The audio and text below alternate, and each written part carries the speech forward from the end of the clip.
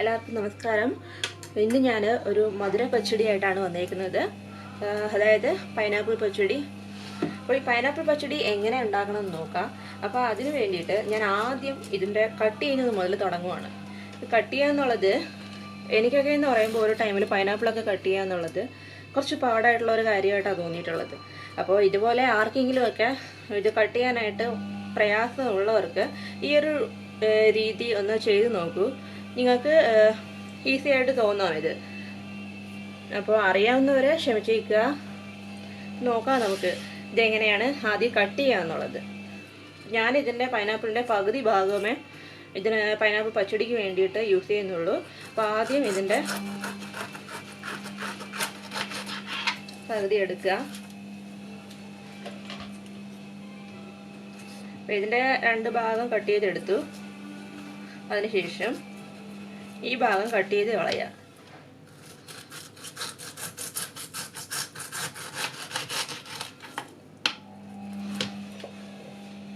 അതിനുശേഷം ഇത് 2 ഭാഗമായിട്ട് കട്ട് ചെയ്യാം.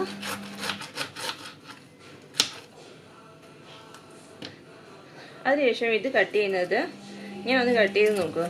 ഫാസ്റ്റായിട്ട് നമുക്കിത് കട്ട് ചെയ്തെടുക്കാനായിട്ട് പറ്റും.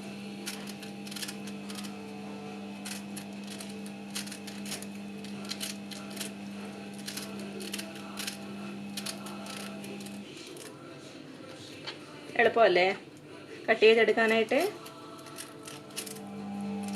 അല്ല, സ്ലൈസറൊക്കെ ഉള്ളവരൊക്കെ ആണെങ്കിൽ ഫാസ്റ്റായിട്ട് കട്ട് ചെയ്തെടുത്തോളൂ. അല്ലാതെ സാധാരണ മുഴുവനായിട്ടൊക്കെ കട്ട് ചെയ്യാന്നുള്ളത് ഒത്തിരി ഹാർഡായിട്ടാണ് എനിക്ക് തോന്നിയിട്ടുള്ളത്. അപ്പോൾ ഇങ്ങനെ ചെയ്ത് നോക്കിയപ്പോൾ സംഭവം ഈസി ആയിട്ട് തോന്നുന്നു. നിങ്ങൾക്ക് അങ്ങനെ തോന്നുന്നുണ്ടെങ്കിൽ ഇങ്ങനെ ചെയ്ത് നോക്കുക. പിന്നെ നമ്മുടെ പൈനാപ്പിൾ പച്ചടിക്ക് വേണ്ടി വളരെ ചെറിയ പീസായിട്ടാണ് ഞാനിത് കട്ട് ചെയ്യുന്നത്. അപ്പോൾ ഇതിൻ്റെ നടുക്കുള്ള ഭാഗം അങ്ങ് കളയുക, ഇത് വേണ്ട.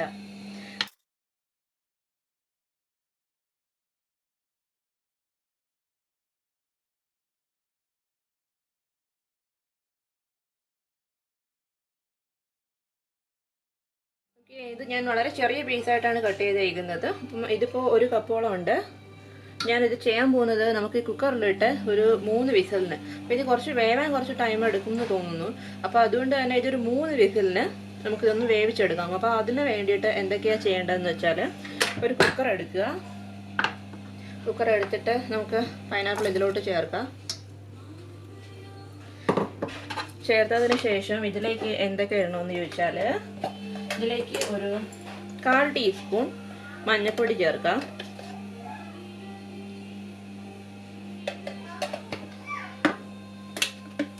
അര ടീസ്പൂൺ മുളക് പൊടി. മുളക് പൊടി വന്നിട്ട് അധികം എരിവില്ലാത്ത മുളക് പൊടിയാണ്. അതൊരു 1/2 ടീസ്പൂൺ ചേർക്കാം. പിന്നെ ആവശ്യത്തിന് ഉപ്പ്. അപ്പോൾ അത് കുറച്ച് ഉപ്പ് ചേർക്കുക.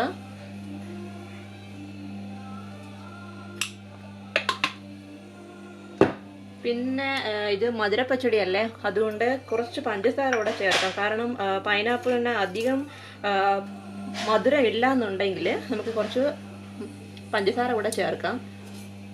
ഞാനിതിലോട്ട് കുറച്ച് പഞ്ചസാര ചേർക്കുന്നുണ്ട്. പിന്നെ ആവശ്യത്തിന് വെള്ളം കൂടെ ഒഴിച്ചു കൊടുക്കാം. വെള്ളം ഒരുപാട് ഒഴിക്കണ്ട, കാരണം ഇതിൽ ഈ പൈനാപ്പിളിൽ മുങ്ങി കിടക്കുന്ന അത്ര വെള്ളം മതിയാവും. ചേർത്ത് നമുക്കിതൊരു 3-4 വിസിലിന് ഒന്ന് വേവിച്ചെടുക്കാം. ഒരു 3 വിസിലിന് ഒന്ന് വേവിച്ചെടുക്കാം. ആ സമയം കൊണ്ട് നമുക്ക് ചെയ്യാനുള്ളത്, നമുക്ക് തേങ്ങ ഒന്ന് അരയ്ക്കണം. ഇതിലോട്ട് ചേർക്കാനുള്ള ഒരു തേങ്ങാക്കൂട്ടുണ്ട്. ആ കൂട്ട് നമുക്ക് അപ്പോൾ ഈ സമയം നമുക്കിതൊന്ന് അരച്ചെടുക്കാം.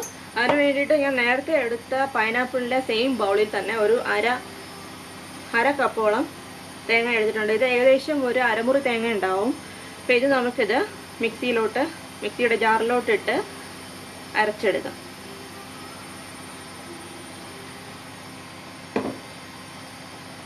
കുറച്ച് കറിവേപ്പില ഇട്ട് കൊടുക്കാം.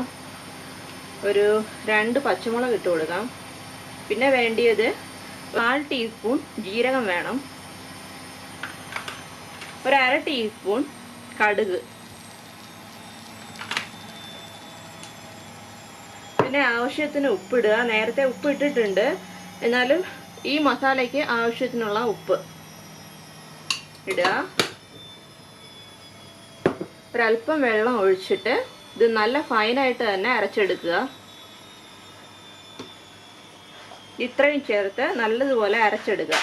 അപ്പോൾ ഇത് നല്ലതുപോലെ ഫൈനായിട്ട് അരച്ചെടുത്തിട്ടുണ്ട് ഞാൻ. ഇനി നമുക്ക് പൈനാപ്പിൾ പച്ചടി എങ്ങനെ ഉണ്ടാക്കണമെന്ന് നോക്കാം. പച്ചടിക്കുള്ള പൈനാപ്പിൾ ഏകദേശം ഒന്ന് വെന്ത് വന്നിട്ടുണ്ട്.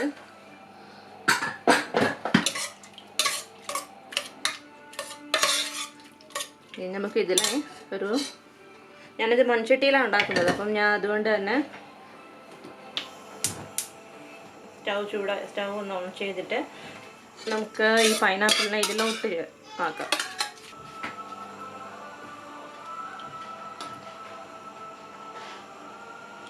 അതിനുശേഷം നമുക്ക് അരച്ച് വെച്ചിരിക്കുന്ന മിക്സ് ഇതിലോട്ടൊന്ന് ചേർത്ത് കൊടുക്കുക.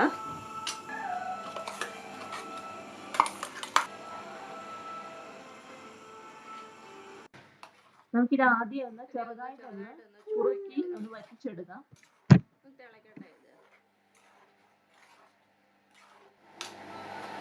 ഈ പൈനാപ്പിളൊക്കെ ഇത് നന്നായിട്ടൊന്ന് ഇതിലോട്ടൊന്ന് ഉടച്ചു കൊടുക്കുക. കാരണം ഇതിങ്ങനെ കഷ്ണങ്ങളാക്കി കിടക്കുന്നതിനേക്കാളും ഇതൊന്ന് ഉടച്ചെടുക്കുമ്പോഴാണ് ഇതിൻ്റെ ഒരു ടേസ്റ്റ്. നമുക്ക് നന്നായിട്ടൊന്ന് ഉടച്ചെടുക്കാം. പിന്നെ ഇതിന് ടേസ്റ്റ് നോക്കുക. എന്താ പറയുക, ഇതിൻ്റെ മധുരവും ഉപ്പും ഒക്കെ കറക്റ്റാണോ എന്ന് നോക്കുക. മധുരം കുറവാണെന്ന് തോന്നുവാണെങ്കിൽ ആവശ്യത്തിന് പഞ്ചസാര കൂടെ ഇട്ട് കൊടുക്കുക. ഞാൻ കുറച്ച് പഞ്ചസാര കൂടെ ഇട്ട് കൊടുക്കുക ഇതിലേക്ക്. വന്നിട്ട് അധികം മധുരം ഇല്ലാത്തതാണ്, അതുകൊണ്ട് തന്നെ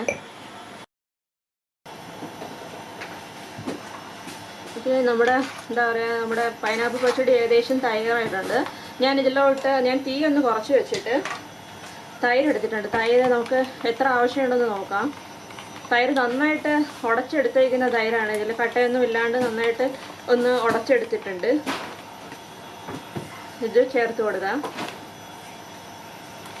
ഞാനിപ്പോൾ ഒരു 3-4 ടേബിൾ സ്പൂൺ ഒഴിച്ചു കൊടുത്തിട്ടുണ്ട്. ഇത് മിക്സ് ചെയ്ത് നോക്കാം ഇതിൻ്റെ ടേസ്റ്റ് എങ്ങനെയാണ് എന്ന്. തീ കുറച്ച് വയ്ക്കുക. ശേഷം നമുക്ക് അധികം ഇത് തിളപ്പിക്കേണ്ട കാര്യമില്ല. അത് തിളപ്പിച്ചു കഴിഞ്ഞാൽ ഈ തൈരൊന്ന് പിരിഞ്ഞു പോകും. അതുകൊണ്ട് തന്നെ ശ്രദ്ധിക്കുക.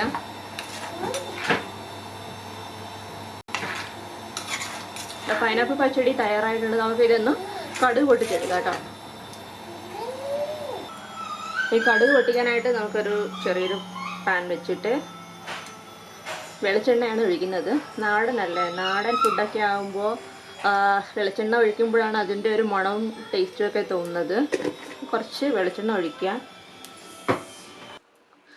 എണ്ണ ചൂടായിട്ട് വന്നിട്ടുണ്ട്. ഞാൻ ഇതിലേക്ക് കുറച്ച് കടുകിട്ട് പൊട്ടിക്കുകയാണ്. കുറച്ച് ഒരു 2 കൊച്ചുള്ളി ചെറുതായിട്ട് ചോപ്പ് ചെയ്തത് ചേർത്ത് കൊടുക്കാം. കുറച്ച് കറിവേപ്പില ഇട്ട് കൊടുക്കാം. ഒരു 2 മുളക് റെഡ് ചില്ലി അത് ചേർത്ത് കൊടുക്കാം.